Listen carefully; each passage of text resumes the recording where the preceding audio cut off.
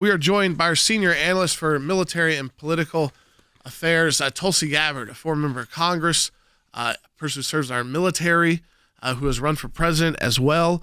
So a whole host of issues I want to get to. Tulsi, you've, I'm sure, been involved with these debt ceiling negotiations and discussions that kind of drive the American people, I think, a little bit crazy. Are we going to default? Is there actually going to be a deal? How much are we going to extend spending by? How much are we actually going to cut spending by? Does it really all matter?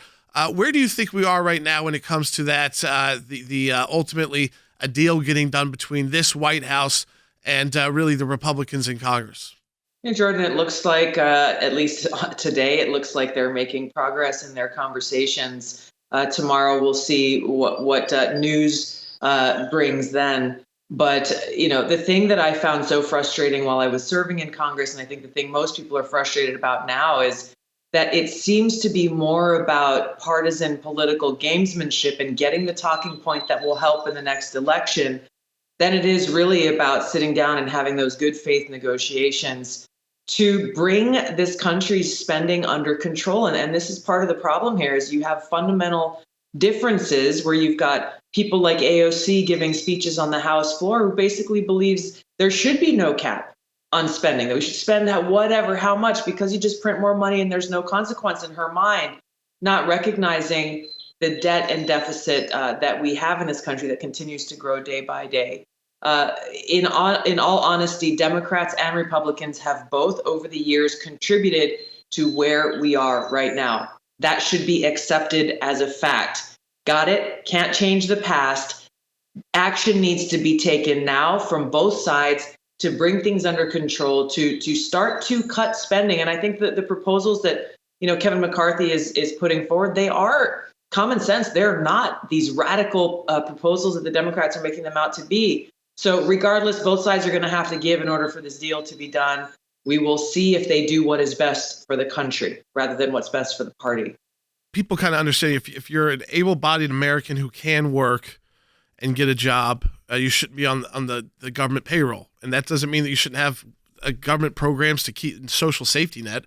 We want to have that as a country that's a leader in the world for the people who need that. But I wanted to point to another issue because it ties into all the spending and the just amount of money we talk about when we are talking about federal government spending.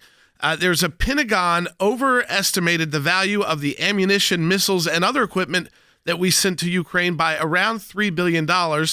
And the way they're reporting it, I love this, Tulsi. The only way they're reporting it is this is an error that may lead the way for more weapons being sent to Ukraine, not putting money aside to maybe our own military or replenishing our what has been used on the battlefield to make sure that America has the weapons it needs.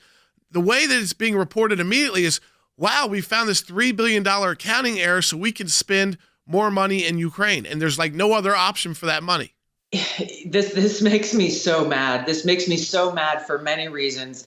Number one, they are making it sound like there are not other needs in the military that have to be met. And oops, we made a pencil error on the piece of paper. So now we've got this extra $3 billion to send to Ukraine. And yet the Pentagon has not passed an audit in our lifetimes. They have failed numerous times. So because this one was discovered, I guarantee you there are more. They can't keep track of the money that they're spending and that they have been allotted. Number two, they refuse to pass legislation in Congress to track the money and the funding that's going to Ukraine to know, hey, how is that money being spent? Obviously, I disagree with the over $100 billion of our taxpayer dollars that have gone to Ukraine, but at a minimum, they won't even allow those dollars to be accounted for. When this accounting error was discovered, Jake Sullivan, who's the national security advisor for Joe Biden, told Jake Tapper on CNN, I'm going to read this quickly because it shows how out of touch they are. He tells Jake Tapper, at the end of the day, not one penny of U.S. dollars will have gone missing or have been misallocated. It will all be provided in the form of equipment to Ukraine on the battlefield. Of course, it would be better to get it right in terms of the accounting up front. The Pentagon corrected the error. Ukraine will get what it needs, and the American taxpayer will be confident that this money is being spent effectively and appropriately. He says not one penny of U.S. dollars will have gone missing. Are you kidding me? Who's supposed to believe this after we saw through the Afghanistan papers, as we've seen evidence time and time again, trillions of dollars that have gone unaccounted for. And now you want us to believe that all of a sudden every penny that they send to Ukraine will be best allocated, that there's all of a sudden no corruption in Ukraine. Meanwhile, we have soldiers, service members, families here at home who are struggling. In my home state of Hawaii, the cost of living allowance that's given to soldiers overseas who have to spend more in a high cost of living environment, that's being cut by almost $600 in some families' cases. Drastic cuts. And they cannot tell me that the cost of gas has gone down in Hawaii. It has not. They can't tell me the cost of groceries has gone down in Hawaii. It has not. And yet families in Hawaii stationed there, Marines, airmen, sailors, and soldiers, they're having to figure out, okay, how are we going to have to cut back now? Because apparently our government thinks that things cost less. It makes no sense. They are not good custodians of taxpayer dollars, and they are wasting our taxpayer dollars in areas where they are not needed. Yeah, absolutely. And I think that's where people really had that big problem and have had sort of a bigger, broader issue now as the war has progressed and continued on. They're a bit exhausted from it, but you also have the situation where even years ago we were putting, not years ago, like last year, we were putting all of our service members on food stamps and that kind of situation where we go, okay, we're willing to spend the money. Americans are willing to spend the money to support our military families. I think those are one of the few places that probably universally everyone can agree, yeah, that's okay. Let's help them. Let's help them with their groceries, help them with these things they're serving for us.